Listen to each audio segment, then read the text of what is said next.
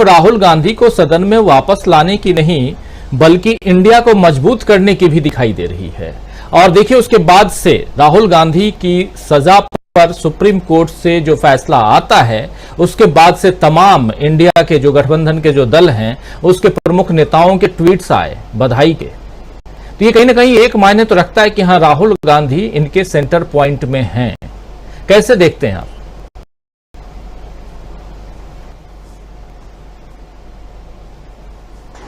जी राजीव जी, देखिए, इस फैसले से कांग्रेस कार्यकर्ताओं में जो खुशी दिखी है और राहुल गांधी जी का जो स्टेटमेंट है, दोनों में एक बारीक फर्क है।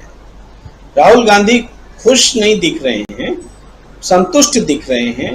और इस भाव में उनके स्टेटमेंट को अगर एनालाइज करें तो वो एक डोर खोले हुए हैं कि कल को अगर ये फैसला हमारे अगेंस्ट भी जाता है तो भी क्या, या तब क्या मातम मनाएंगे?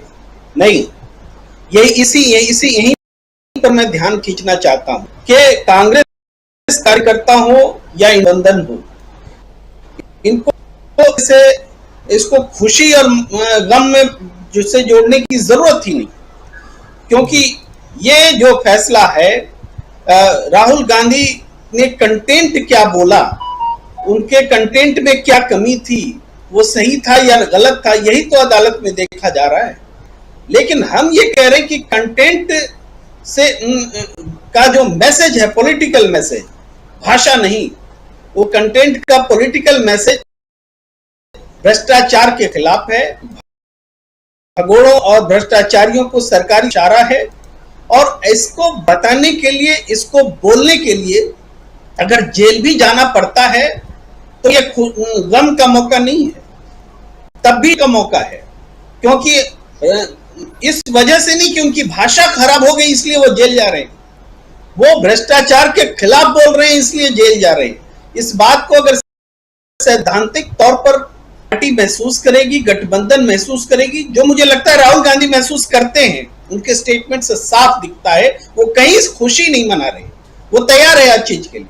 मैं इसको थोड़ा इस रूप में भी देखता हूं कि जैसे भगत सिंह ने असेंबली भवन में बम फेंका, तो बहुत लोग ऐसा भी सोचते वो बम नहीं भी फेंक सकते थे, कोई दूसरा रास्ता अख्तियार कर लेते, बम फेंकना तो गलत है, ऐसे भी सोच सकते हैं। लेकिन भगत सिंह की सोच क्या थी कि नहीं, बम फेंकना बहरी सरकार को सुनाने के लिए जरूरी है और उसकी सजा भुगतने के लिए हम तैयार हैं। तो सही और गलत को हम कहां से परखें? बहरी सरकार को सुनाना जरूरी है, यह सही है, कि बम फेंकना गलत है, यह सही है। उसी तरीके से राहुल गांधी ने जो शब्दावली चुनी, हो सकता है उससे सहमत हो, अदालत में उसको गलत मान दिया जाए, अदालत में उसको डेरोगेटरी मान लिया जाए। मैं उसके पक्ष विपक्ष में जा ही नहीं रहा, मैं कह रहा हूं कि इसके बावजूद की भाषा जो हो, लेकिन राहुल गांधी ने अपने फायदे के लिए बयान नहीं दिए, राहुल गांधी ने किसी का अपमान करने के लिए ये बयान नहीं दिए, राहुल गांधी ने यह बयान भ्रष्टाचार के मुद्दे पर देश के लिए यह बयान दिया है।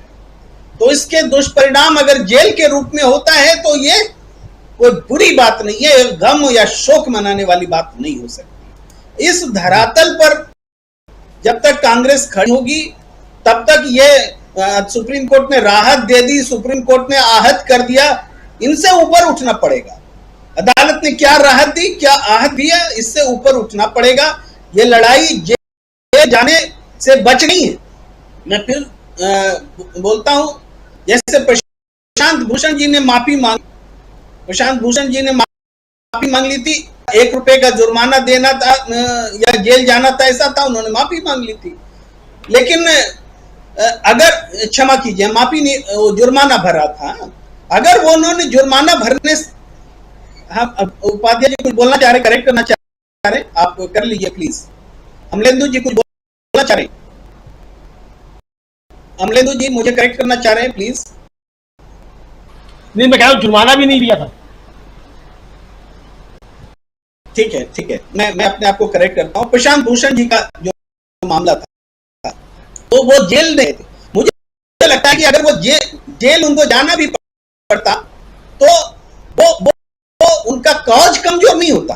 वो मुद्दा जो उठा रहे थे कि चीफ जस्टिस ऑफ इंडिया तत्कालीन कोरोना काल में एक बाइक पर सवार होकर बिना हेलमेट के, वो भी संघ वालों की बाइक पर, वो भी महंगी बाइक पर, वो आईना था, वो गलत नहीं था।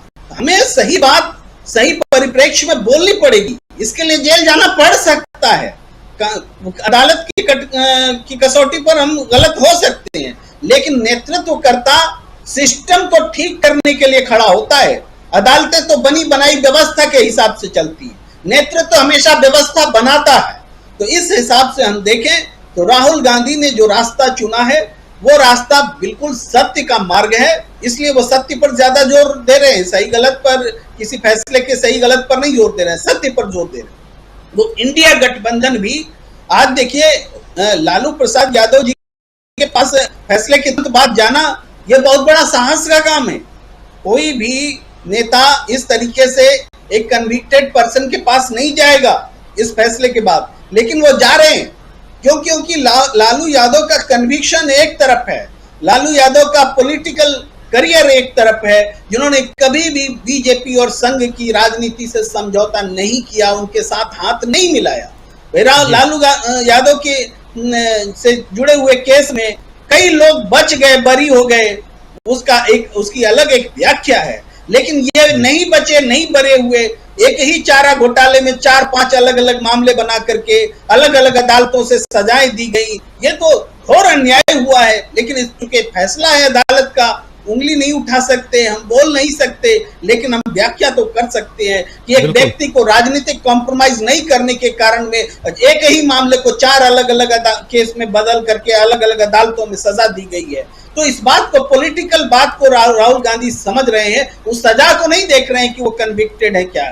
जनता की नजर में आज भी लालू यादव हीरो हैं, इसी वजह से वो सबसे पहले सुप्रीम कोर्ट से राहत होने के बाद सबसे पहले लालू प्रसाद जी के पास जाते हैं। हालांकि वो पहले से ऑर्गेनाइज था, लेकिन फिर भी तो इस तरीके से अगर पॉलिटिकल मायने हम देखें तो राहुल गांधी एक लाइन और थोड़ा सा बोलना चाहूंगा कि जब 2019 में राहुल गांधी बोल रहे थे वो भाषण मोदी सरनेम वाला, उस वक्त वो पप्पू बोल करके बहुत ज्यादा चर्चा में थे, लोगों ने पेंट कर दिया था कि पप्पू है, लेकिन आज हम कह रहे हैं आज वो राजनीति का वो पप्पू राजनीति का पप्पा बन चुका है, राजनीति का पापा बन चुका है, और उनसे डर रहे हैं लोग जो आज खुद पप्पू हो गए, वो डर रहे हैं। राहुल गांधी अयोग्य हो गए तो आज योग्य हो गए, जिन लोगों ने उनको अयोग्य बताया आज जिन लोगों ने उनको आज योग्य बनाया है, वो सोचें कि पहले जिन्होंने उनको अयोग्य बनाया था उनको आज क्या कहा जाए। योग्यता और अयोग्यता का भी तो है, ये एक सवाल है, बड़ा सवाल है, जुडिशियरी में चर्चा होनी चाहिए। राहुल गांधी को जिन्होंने अयोग्य बनाया वो आज कहाँ है। तो मैं इस बात को यहीं पर खत्म करता हूं, लेकिन राहुल गांधी सही की तरफ है, इंडिया का मनोबल बढ़ा है, कांग्रेस कार्यकर्ताओं का मनोबल बढ़ा है, लेकिन उनको सैद्धांतिक आधार से जोड़ने की जरूरत है, जनता के बीच ले जाने की भी सबसे ज्यादा आवश्यकता है, क्योंकि हिंदी में, देसी भाषाओं में, क्षेत्रीय भाषाओं में इस राजनीतिक द्वंद्व को ले जाना पड़ेगा जनता के बीच में, ये वक्त की आवश्यकता है। जी बिल्कुल प्रेम कुमार जी सही कह रहे हैं आप। और आना चाहता हूं गर्ग साहब आपके पास। गर्ग साहब, कुछ बातें आप पहले कह रहे थे कि उसको अगले दौर में बोलूंगा, तो वो भी, दूसरा जो यहाँ प्रेम कुमार जी कह रहे हैं जरा उसको भी आपके जरिए आगे बढ़ाना चाहता हूं कि